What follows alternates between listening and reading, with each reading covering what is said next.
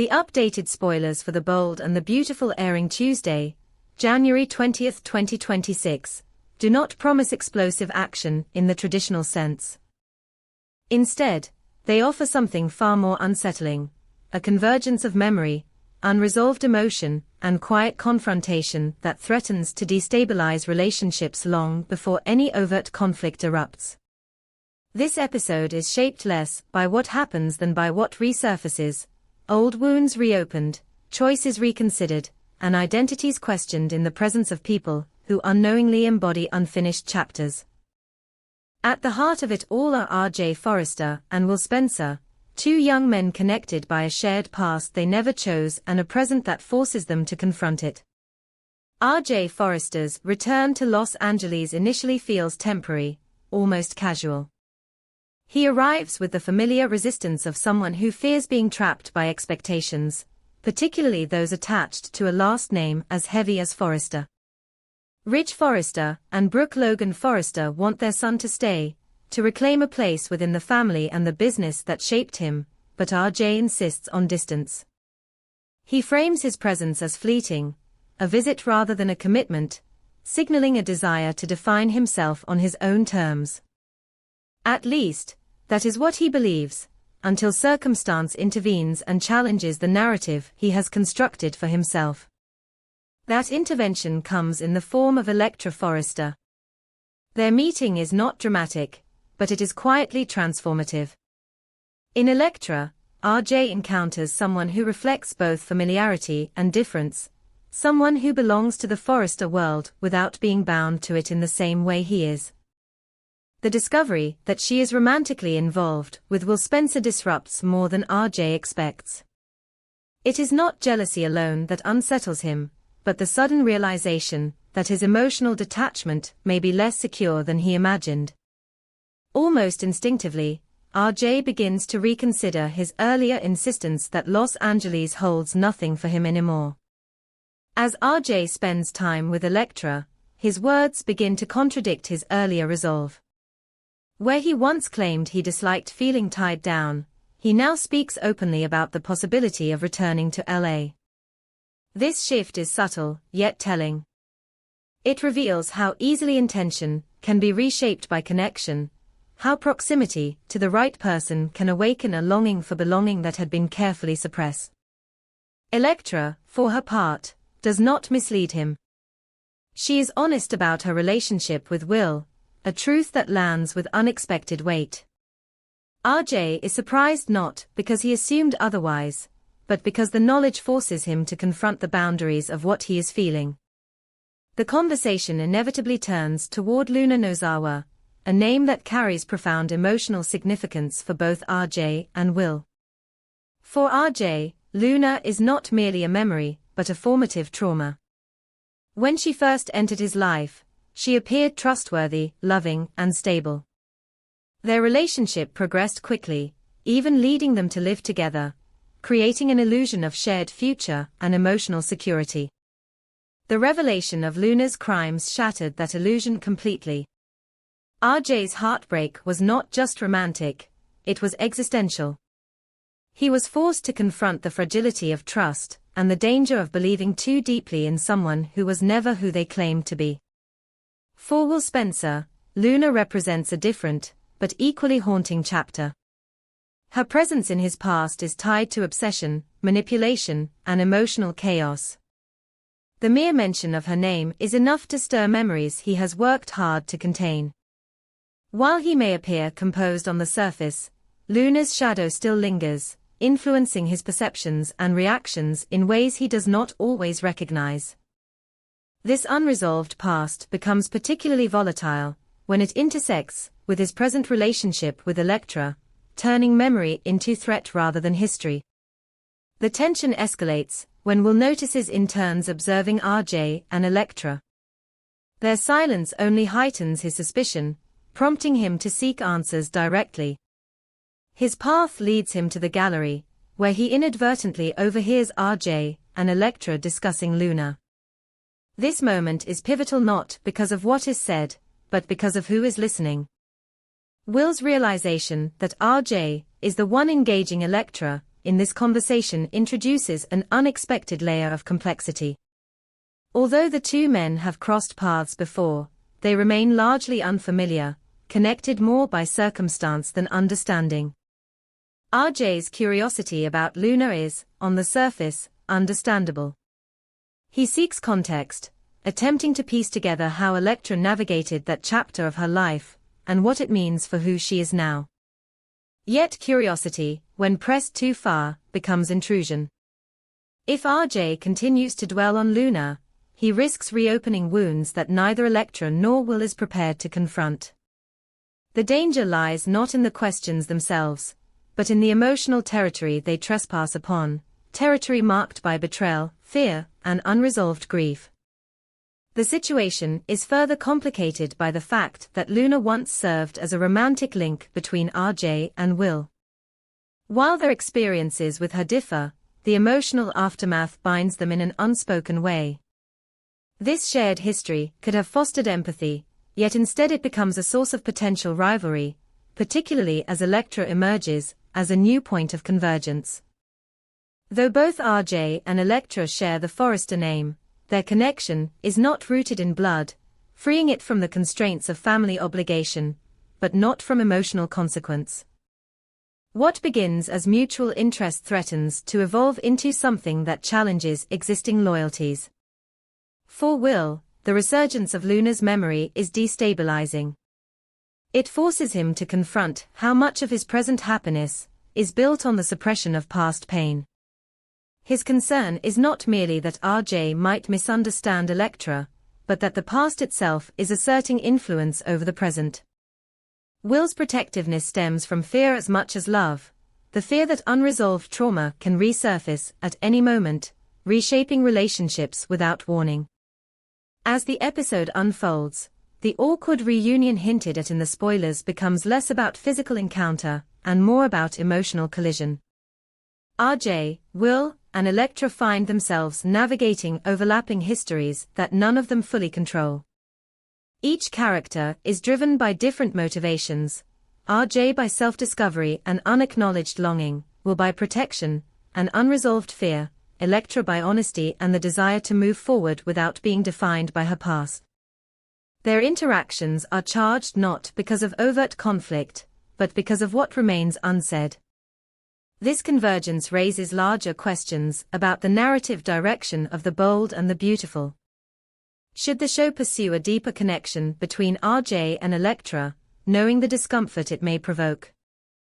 Would such a storyline feel provocative in a compelling way, or would it risk alienating viewers by reopening wounds that some believe should remain closed? The tension lies in the balance between storytelling ambition and emotional responsibility. The show has always thrived on complicated relationships, yet it must also reckon with the cost of revisiting trauma for dramatic effect. Ultimately, the January 20, 2026 episode positions memory as both obstacle and catalyst. Luna Nozawa's legacy continues to ripple outward, shaping decisions long after her physical absence. RJ's return to Los Angeles is no longer a simple visit, but a reckoning with identity and belonging. Will's fixation on the past reveals the fragility of emotional healing, while Elektra stands at the intersection of history and possibility, striving to define herself beyond either man's expectations. What makes this storyline compelling is not the certainty of conflict, but the uncertainty of choice. Each character must decide whether to let the past dictate the future, or to confront it honestly and move forward. In true bold and the beautiful fashion, the answers will not come easily, and the consequences will resonate far beyond this single episode. The real drama lies not in what viewers will see, but in what the characters must finally face, memories that refuse to stay buried and emotions that demand acknowledgement before peace can ever be achieved. In the world of high fashion, ambition is rarely neutral, and love is seldom allowed to exist without consequence. That truth becomes painfully clear the moment Bill Spencer places an unexpected business proposal on the table and names his son as its architect. What appears at first to be an opportunity is, in reality, a carefully calculated provocation. Bill does not merely ask Liam Spencer to lead a new venture. He asks him to build something designed to compete directly with Hope Logan's most personal creation, Hope for the Future. In that single decision, Bill transforms a private marriage into a public battleground, forcing Liam to confront the impossible truth that loyalty, once divided, always demands a sacrifice. Liam's initial reaction is not ambition, but disorientation. He understands immediately what his father is asking of him, even if the request is framed in the language of innovation and growth. This is not simply a business challenge, it is a test of allegiance. Bill has always believed that strength is forged through pressure, and he sees no contradiction in pushing his son towards success at the expense of emotional comfort. To Bill, business exists above sentiment, and love is something that must either adapt or collapse. Liam, however, is not built in his father's image. His instinct is to protect, to compromise, to believe that harmony can be negotiated if intentions are pure enough. Yet intention does not shield Liam from reality. Turning down the project would mean rejecting not only a career-defining opportunity, but also his father's approval, something Bill has always used as both currency and weapon. Accepting it, however, places Liam on a collision course with the woman he vowed to support unconditionally. The internal conflict that follows is quiet but relentless. Liam tells himself that he can manage both roles, that professional competition does not have to poison personal commitment, that Hope will eventually understand. These rationalizations allow him to say yes, even as part of him recognizes that the cost of that decision will be paid elsewhere. The truth reaches Hope not through careful explanation, but through revelation. When she learns that Liam stands behind a new brand positioned to challenge Hope for the future, the shock is immediate and visceral. This is not rivalry with an anonymous corporation, or a faceless executive. This is her husband, the man who witnessed every struggle that led to her brand's creation, now standing on the opposite side of the battlefield. Hope's sense of betrayal runs deeper than professional insult. Hope for the Future is not merely a fashion line, it is an extension of her values, her resilience, and her belief that business can reflect conscience. To discover that Liam is willing to undermine it feels like a rejection of her identity itself. As Liam begins assembling his marketing strategy, the divide between intention and impact becomes impossible to ignore. He approaches the project with precision, identifying gaps in the market that Hope for the Future has deliberately left untouched in favor of ethical consistency. Where Hope prioritized symbolism and inclusivity, Liam's campaign emphasizes efficiency, accessibility, and mass appeal. His approach is effective, even ruthless in its clarity, and that effectiveness only deepens his internal conflict. Each success reinforces the knowledge that he is winning a battle his wife never agreed to fight. The tension that follows infiltrates their marriage quietly at first, through restrained conversations and avoided eye contact. Hope challenges not only the project, but the philosophy behind it, questioning whether ambition without empathy can ever be justified. Liam responds defensively, framing his actions as necessary, inevitable, even helpful in the long run. These arguments are not about money or branding, they are about worldview. Hope believes business should reflect morality, while Liam increasingly views morality as a luxury that business cannot always afford. The more they argue, the clearer it becomes that they are no longer speaking the same language. Hope refuses to retreat.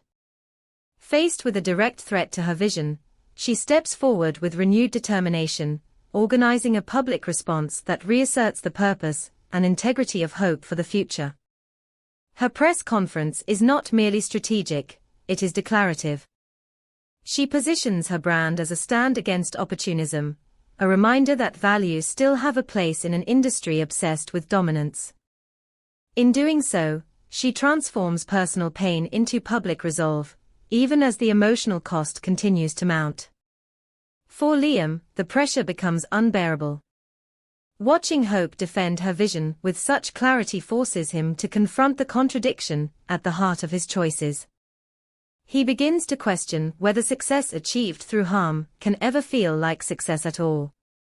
In his search for perspective, he turns to Steffy Forrester, someone who understands both the demands of power and the consequences of divided loyalty. Steffy listens not as a judge, but as someone who has lived at the intersection of love and ambition. Her presence offers Liam neither absolution nor condemnation, only the uncomfortable reminder that avoiding choice is itself a choice, and often the most destructive one. The conflict escalates when Hope uncovers the final betrayal. Liam has incorporated an early conceptual idea of hers into his competing project. The discovery is devastating, not because the idea was proprietary, but because it was personal. It originated in moments of shared creativity and trust, when Hope believed Liam was her ally rather than her competitor. This revelation ignites a confrontation that can no longer be contained within private walls. What was once a marital rift becomes a public reckoning. Their confrontation unfolds at a high-profile industry event, surrounded by cameras, colleagues, and competitors eager for spectacle. Forced to stand opposite one another not as spouses, but as rivals, Hope and Liam expose the fracture that has been widening between them. Their shared history hangs heavily in the air, visible in every restrained gesture and measured glance. The audience witnesses not only a professional clash, but the unraveling of a marriage built on the belief that love could overcome external pressure. In that moment, the future of Hope for the future and the future of Hope and Liam's marriage become inseparably linked. Each choice now carries consequences that extend beyond branding or profit margins. Hope must decide whether defending her vision requires walking away from the man who no longer shares it. Liam must confront whether success achieved through compromise is worth the loss of the person who once anchored his moral compass. The tragedy of this conflict lies not in villainy, but in divergence. Neither Hope nor Liam set out to destroy the other, yet both find themselves locked in a battle that demands surrender from someone. As the episode closes, nothing is resolved. The brands remain in competition, the marriage remains fractured, and the audience is left with a haunting question that defines the heart of the bold and the beautiful. When love and ambition demand opposite loyalties, which one reveals who you truly are?